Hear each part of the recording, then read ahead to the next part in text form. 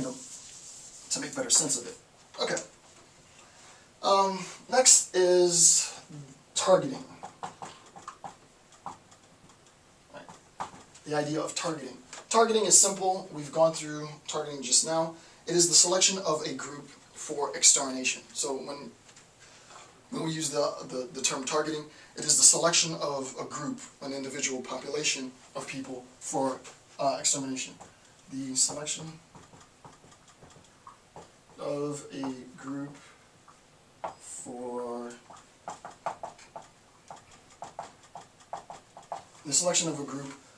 for extermination. So within the state, I have specifically targeted the educated class for destruction, and I therefore purge them. This act of selecting a group for purgation is the act of targeting, right? So before you can, obviously, there's conceptually at least, and not even at least, there is a conceptual sort of precedence, right? You cannot purge prior to targeting. You have to target first, right? Then you purge, right? After I've made the selection of the individuals within the population that I want to exterminate, then I purge the individuals from the state, either through forced immigration or extermination, mass extermination, genocide, so on. Okay, so that's the idea of targeting. Pretty self-explanatory. Next is very important, right? Number 7 is what's known as physiological, P-H-Y-S-I-O.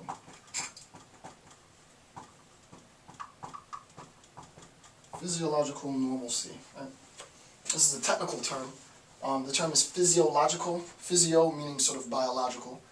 Normalcy meaning sort of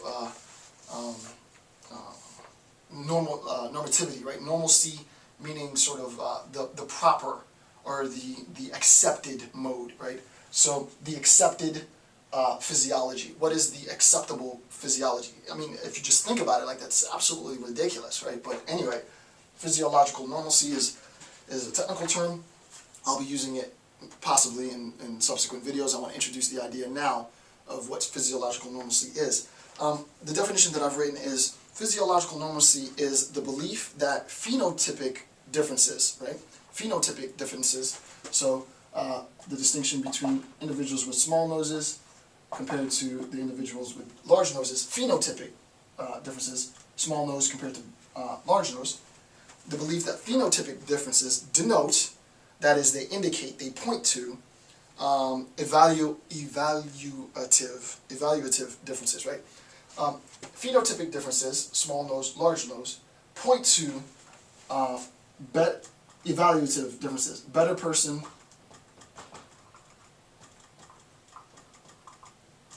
worse person. Right? So he's better than him because his nose is smaller than him, right? The belief that this is the acceptable phenotypic or physiological, or even the ideal physiological sort of construction of a human body, right? The ideal human body is 6 foot for a male, blonde hair, blue eyes, brown hair, green eyes, whatever it might be, right? You pick whatever it is that you want. But what we're doing is we're saying that there's a phenotypic distinction in sort of better or worse human beings. You are better if you look more like this. You are worse if you look less like this, right? The technical term for that sort of idea is what's known as physiological normalcy. And I'll write down the definition that I said. The belief that phenotypic differences denote, basically, that is, denote or indicate, point to, evaluative differences. Alright, so physiological normalcy, the belief that phenotypic differences denote, they indicate or point to evaluative differences. This guy is better than this guy because this guy's nose is smaller than this guy. This guy is worse than this guy because this guy's nose is larger than.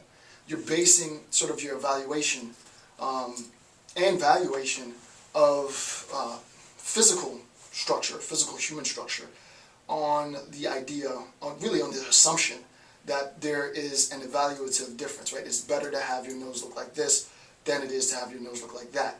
Those people who have their nose look like that, those guys are dangerous, right? Those guys are bad. That idea is known as physiological normalcy, and obviously this is the cornerstone, right? This is really the foundation of genocide. Without the idea of physiological normalcy, you can't even begin to have a concept of genocide, because genocide is fundamentally based on difference, right? We have different ethnicities, we have different racial groups, we have different religious practices, which really doesn't factor into physiological normalcy. So there are classes of discrimination, there are acts of genocide that might fall outside of physiological normalcy. But for the most part, physiological normalcy accounts for, let's say, roughly, arbitrarily, 90% or so of all forms of genocide. Most forms of genocide are based on sort of identifiable physiological distinctions in classes, I guess. I don't believe in classes, but in human beings, right? So this idea of physiological normalcy is obviously is paramount, right, to understanding the idea of the foundation of genocide. Okay, I'm going to erase some of the top ones. Let's erase the first three. Alright, so next is number 8. Number 8 is the perpetrators. Alright, perpetrators. Perpetrators are those who participate in the act of genocide, right? Perpetrators are those who participate in the act of, right? So you'll talk about the perpetrators, right? The perpetrators participate in the act of genocide. They're the ones driving, I don't know, the truck filled with militiamen that stops in front of the village to aid in the destruction of a group. They're the ones who actually do the killing. They're the ones, as we've seen, complicity is punishable under international law, right? So they're the ones who know that an act of mass murder, an act of genocide is occurring, an act, war crimes, crimes against humanity, whatever. Perpetrators obviously don't just have to be perpetrators of genocide, but this is a lecture on genocide, so I'm talking about specifically genocide, right? So perpetrators can be complicit. You might have one neighboring community, one community has been selected for, the other community has been selected against. Members who have been selected for know that atrocities are occurring, that genocide is occurring in a nearby community, and do nothing about it. Those individuals are complicit, right? Those individuals are, in a sense, accomplices, or equally accountable to the act of genocide, and you could argue that they too themselves are a form of perpetrators. Obviously not as accountable in a sense as those who actually do the killings, right? So you get the idea of perpetrators, nothing too complicated. The next, number 9, are the victims. Victims are those who have been selected for extermination. Right, so victims are those who have been selected